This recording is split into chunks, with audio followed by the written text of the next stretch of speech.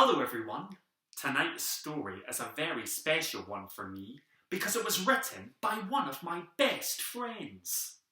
His name is Richard Roberts and the story is called Rags to Riches, the Case of the Hire Shop Fiend.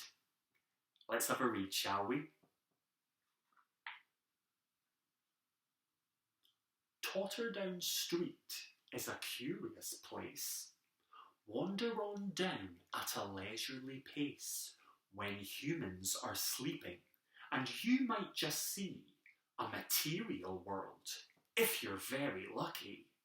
For the clothes hire shop at 176 is home to the most unlikely mix of costumes and outfits in all shapes and sizes that live and breathe like humans in houses.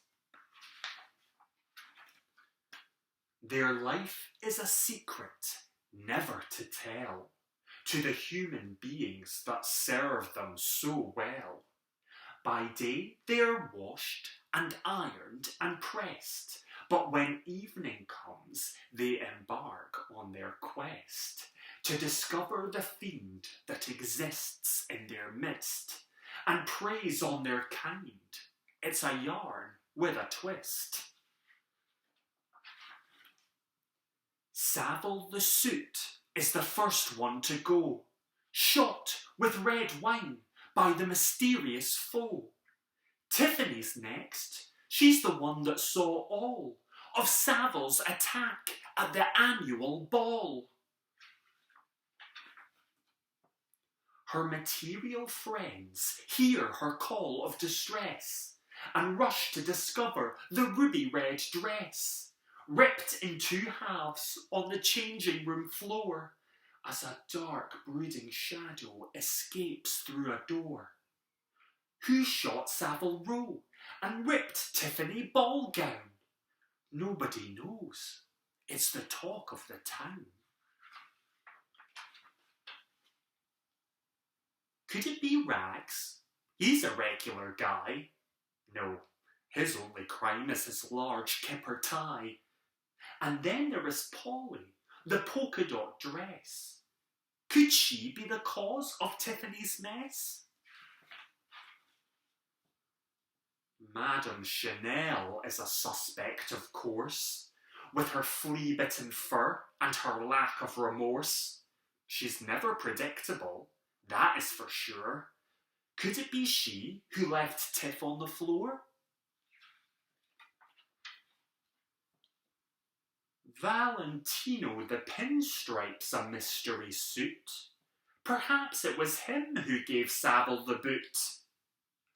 Are fingers and thumbs the names of the pair of gloves that created this newfound despair? Just who is the culprit? The clothes do not know.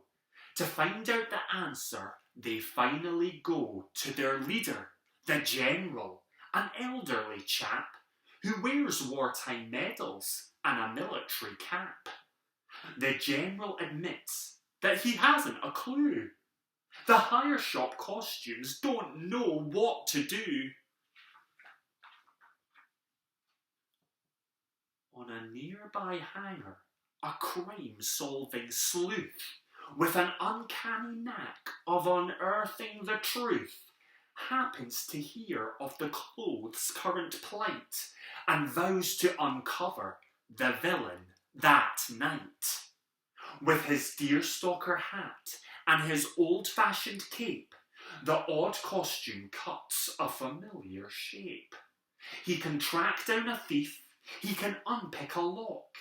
He's the legendary fighter of crime called Sherlock. He questions the costumes and clothes one by one to see where they were when the damage was done. They all say the same, they were worn to the ball, held by the humans at Totterdown Hall. The sleuth needs to know that they're telling the truth. He wants them to show him some conclusive proof. He asks for a list of the costumes that might have seen something that was unusual that night. The outfits all tell of a much higher order. An aged leather book with a gold-coloured border that could hold the list that the detective needs to capture the fiend that committed the deeds. The front cover reads, "The Higher Order Book." It isn't all-seeing. The clothes are mistook. For HIRE does not mean the same as the word with GH in its spelling refrain.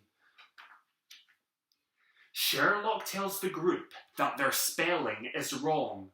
It's only a higher order book all along, used by the humans to help them recall the list of the costumes that went to the ball. He takes a good look at the book in his grasp, and after a moment, he lets out a gasp. It seems the page that could solve the mystery has been ripped right out. There is nothing to see. But who in the hire shop would cause this mishap? Sherlock suspects a small five-fingered chap. He questions the gloves, and Thumbs admits all about how he spilt wine at the annual ball. It wasn't his fault, but a sad accident. He carried the bottle, but he had not meant to harm anyone. It is, after all, a glove's job to carry the wine at the ball. Sherlock delves some more, and it soon comes to light that Thumbs did not shoot their friend Savile that night. The wine that the glove spilt was a different sort. The red stain on Savile was actually port. So who is the killer? The clothes still don't know. Valentino, Chanel, or some other dark foe.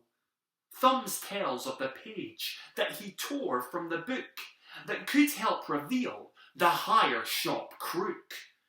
Sherlock finds the page in a chock-a-block bin and studies the names of the costumes within. It's a list of the garments that went to the ball when Savile was shot and poor Tiffany saw all. Chanel's on the list, so are Fingers and Thumbs, polyester dress, and the rest of her chums. Also on the page is the General's full name. General Holmesdaw's blazer, old Sherlock exclaims. But General Holmesdaw's is the name of the store at 178. It's the clothes shop next door. This new information that's just come to light has made the sleuth question events of that night, for the General has never revealed before the fact that he's come from the cheap shop next door. To Sherlock, it's clear, it's elementary, that what's on the page is clearly the key. The General confesses he's not an old chap, but really quite new, from his boots to his cap. He added the medals to earn the respect of the clothes at the hire shop who didn't suspect. But Savile found out and had vowed to tell all. That's why he was shot at the annual ball. The mystery solved, the villain is seized.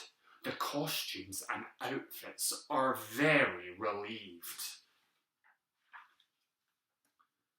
But there's one last surprise for the clothes at the store, as Savile and Tiffany are brought through the door. The humans have carried out hasty repairs, removing the stains and restitching the tears. Savile and Tiffany are now good as new. They all celebrate the return of the two. Order's restored to the clothes world once more. As endings go, it's a good one for sure. In this curious shop full of fabric and stitches, a magical place. The shop's name? Rags to Riches. Thank you everyone for listening to that story tonight, and a special thank you to Richard for letting me share it with you all. I'll see you again soon for another one. Bye everybody! Bye bye!